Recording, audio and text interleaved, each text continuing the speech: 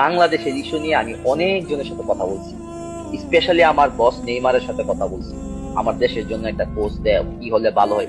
এট এ টাইমে সে আমারে 8টা 10টা রিকমেন্ডেশন দিচ্ছে, বলতেছে তুই ডাইরেক্ট কল দে, বল যে আমি আমি তোর কল দিতে বলছি।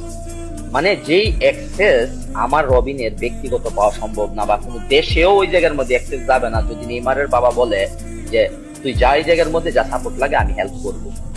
সে তো কি জানেন, সে হয়তো বা আমি টাকা চাইলে টাকা দিবে না, কিন্তু তার রেকমেন্ডেশনে ভালো একজন মানুষ আসা এবং সে পিছনে, আমি তো চাই বাংলাদেশের ফুটবল ফেডারেশনের জন্য ভবিষ্যতের সামনে নেইমারের ফাদারকে আমরা অ্যাডভাইজার বা একটা ব্যাকবোন্ডে রাখবো, যার একটা ব্র্যান্ড ইউজ করে আমরা দেশের পৃথিবীতে সব জায়গায় অ্যাক্সেস পাবো, এবং সে সেটা মন থেকে করবে।